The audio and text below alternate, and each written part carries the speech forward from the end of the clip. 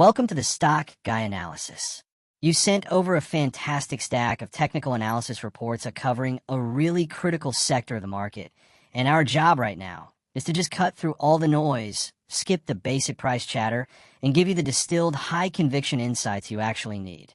So our mission today, it's a true deep dive into market structure. And we're focusing specifically on two interconnected assets, Ethereum, or ETH, and this fascinating high-lever equity called BitMine Immersion Technologies, BMNR. Exactly. We are looking way beyond the daily fluctuations. The sources you provided, they give us a professional multi-time frame lens. We're using the weekly chart for the macro trend, the big picture, right? The daily chart for the intermediate swing structure, and then the 4-hour chart to really pinpoint those short-term momentum triggers. We'll break down the current state of the market through those lenses. But the real power, I think, comes in Section 3. That's where we connect that technical structure directly to the institutional whale positioning. We're going to uncover not just what the market is doing, but the underlying conviction that's driving it. Okay, let's unpack this. We'll start with Ethereum.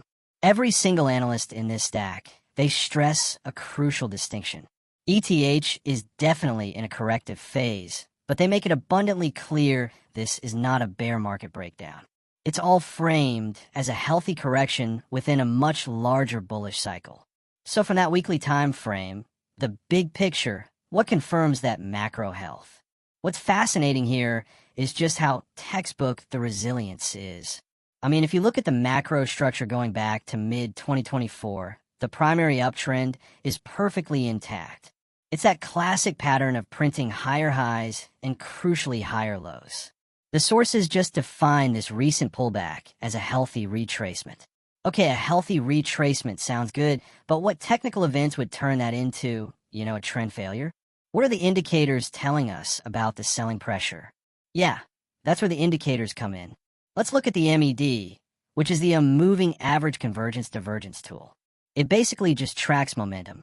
Right now, the MCD is positive, but it is cooling off, which simply signals a normal structural consolidation phase. But the market is pausing, not reversing. Pausing. And even more importantly, we look at the RSI, the relative strength index that measures how fast price moving. And right now, it's holding comfortably above 40. That's a classic signal of a bullish regime. According to this analysis, true bear markets, those big structural downtrends, they only really kick off if the RSI breaks significantly below 30. And what about the actual selling, the volume? Well, the volume is declining sharply on this current pullback. That's a key piece of information. It means the price is falling, but the intensity of the selling, the number of people rushing for the door, is getting weaker. That suggests the sellers are they're losing conviction on the way down. So, if the sellers are exhausted and the indicators suggest resilience, what's the absolute line in the sand, the structural support level that must hold for this whole thesis to stay intact? That strong demand zone is pinpointed very tightly between 2860 and 2880. As long as ETH holds that level, the structure is just resetting momentum. It is not distributing. The macro bias remains fundamentally bullish. All right. Now let's drill down into the swing view, the daily time frame, because this shows us the intermediate structure and I guess where the energy is building. ETH is consolidating right near the weekly pivot around 3110. What price action suggests we're building up for that next big move? The daily structure is confirming what we call range compression. Just think of it like a spring being wound tighter and tighter. Price action is described as coiling above support. When volatility drops this low, it almost always precedes an expansion in volatility. It's building energy. So, if we expect a directional move soon, what are the momentum indicators signaling right now? How early of a signal is it? We're getting an early warning. The MACD is rebuilding bullish momentum from negative territory. That's a classic early reversal signal. It indicates the short-term downtrend is weakening and the bulls are starting to take back control. The bias stays bullish as long as we're holding above that macro 2,860 floor. Okay, this is where we get specific. The short-term focus, the 4-hour time frame. This should tell us the immediate structure and the trigger point. So, what are we seeing right now on that chart? On the 4, ETH has formed a strong, tight, sideways consolidation base. It's settled right above 370 after the correction. And crucially, the sources are all pointing to a bullish divergence on the RSI here. And for you listening, what does a bullish divergence actually mean in practical terms? It's hidden strength. It means the price has stayed flat or maybe even dipped a little. But the underlying momentum indicator, the RSI, is already starting to trend upward and signals that hidden buying pressure is absorbing all the supply even though the price hasn't exploded yet. That makes perfect sense. So with that underlying pressure building, what is the single most important level that needs to break to confirm that bullish continuation? That key trigger is 3,250. A clean, confident break above 3,250 is the confirmation. The analysis suggests that reclaiming that level flips sentiment aggressively bullish, which would likely trigger a very fast move toward the first target at 3,447 and then up to 3,669. And just for balance, what's the ultimate bearish invalidation? The thing that forces a complete reassessment. A high volume loss of that weekly 2,860 support level. If that floor cracks with conviction, the whole story changes. But for now, the verdict is clear. Structurally bullish, holding key demand, and setting up for a big move. So, the ETH chart is bullishly resetting, but structure is only half the story, right? Does the conviction behind its high beta proxy BMNR actually match that reset? We're transitioning now from the digital asset to what the sources define as a high beta equity setup. BitMine Immersion Technologies. The term high beta equity just means high volatility. This is a leveraged proxy for Ethereum. If ETH moves 10%, the market expects BMNR to move 20 or even 30%. It magnifies everything. And the charts show a post-parabolic reset leading directly into what the analysis calls an accumulation phase. Okay, that phrase post-parabolic reset, we should probably define that. Why isn't this long consolidation just seen as distribution, as a top? Giza, the context of that initial move. BMNR had a massive impulsive move earlier in 2025. What followed wasn't a crash, but a long, tight consolidation. The sources clearly define this as a bullish continuation pattern. It's forming a highly base, not distributing. Think of it like a flag pattern after a huge flagpole. That distinction is critical. How do the indicators support the idea that this is just a necessary pause? Well, we can look at the MACD again. It's in a deep reset and it's flattening out. This is explicitly called typical before a second impulse. It's like a marathon runner who just finished a sprint. They're not collapsing. They're just resetting their breathing for the next burst of speed. The analysis just states that the sellers are exhausted. So, the structure is pausing. What's the most critical area of conflict, the control zone on that macro chart that needs to be overcome? The mid-range, or the control zone, is defined between $34 and $36. That's the area where previous resistance has to turn into new strong support to confirm the next leg up. Okay, moving to the daily time frame. The swing structure here shows clear momentum building. We see that language about a rounded bottom forming. Correct. The price action shows a series of clear higher lows ever since that $24 bottom was put in. This confirms that the internal momentum has structurally flipped bullish. Key support here is $30. The sources suggest that any dips, any fear above $30 should be considered a high conviction by the structure opportunity. And the momentum indicators are clearly expanding here, confirming that shift away from the bearish consolidation. Absolutely. The MACD has registered a bullish crossover with an expanding histogram confirming momentum is returning. Plus, the RSI is sitting firmly in a strong bullish expansion zone of between 55 and 60. Everything points to momentum turning up again, just like Ethereum.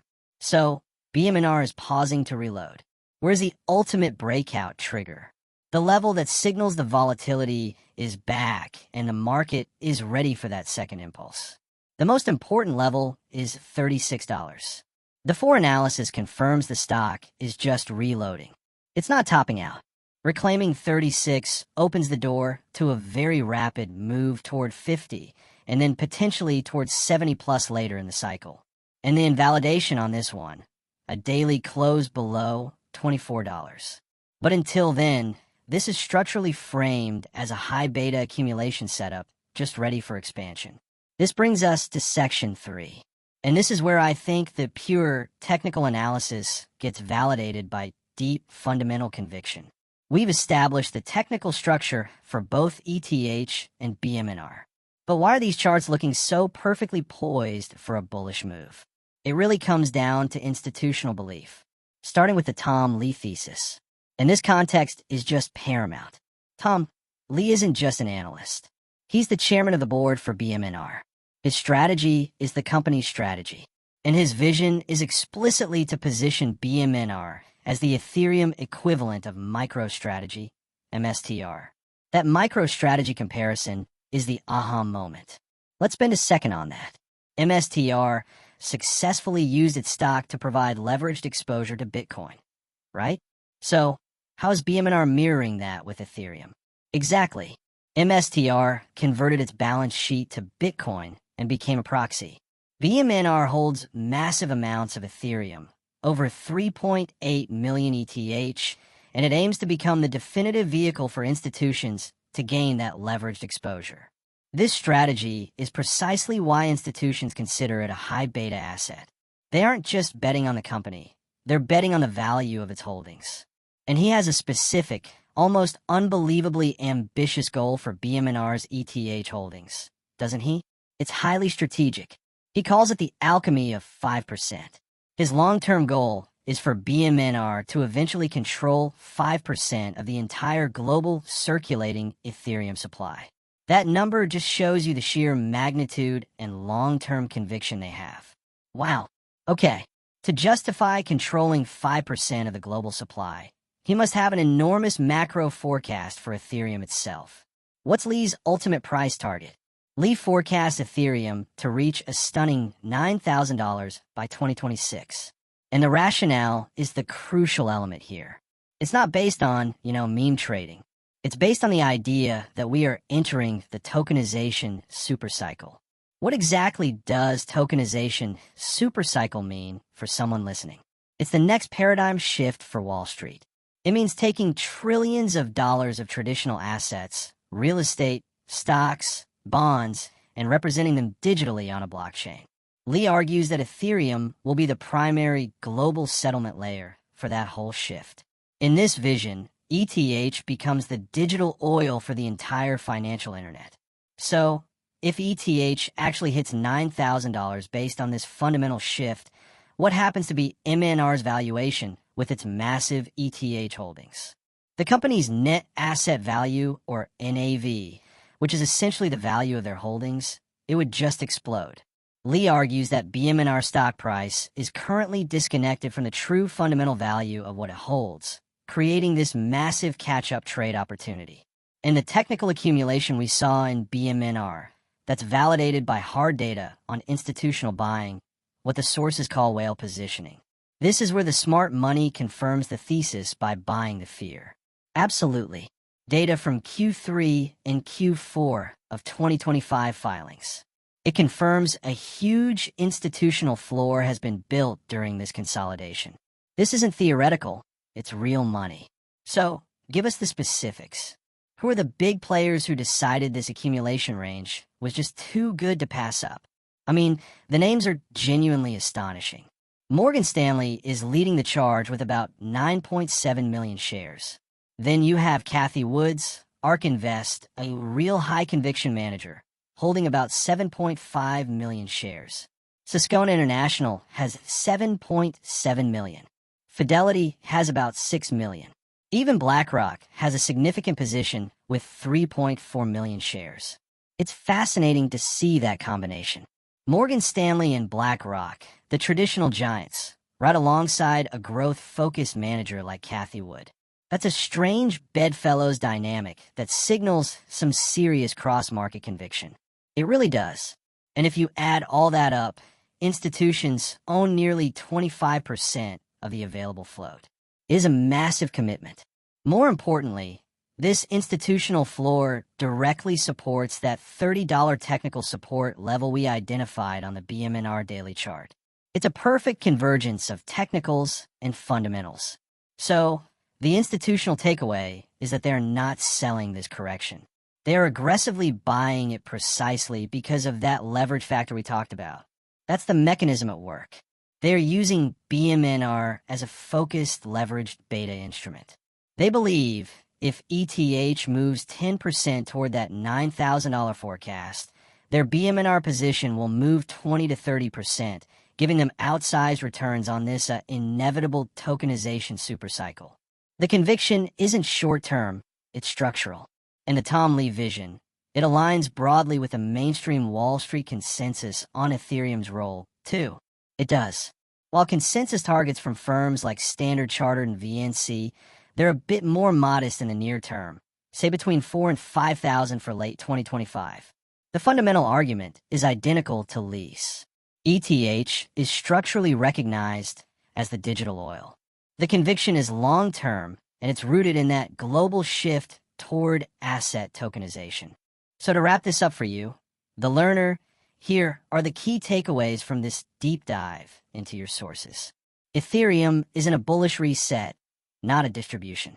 The key technical trigger for continuation is 3,250 in BMNR, is a high beta accumulation play confirmed by that long-term bullish continuation pattern, and it's ready to fire once it reclaims the $36 trigger. The ultimate reason for this highly constructive setup is fundamental positioning. Smart money is aggressively buying this correction because they believe in a multi-000 ETH future driven by the tokenization supercycle. They're using BMNR as their preferred leverage vehicle.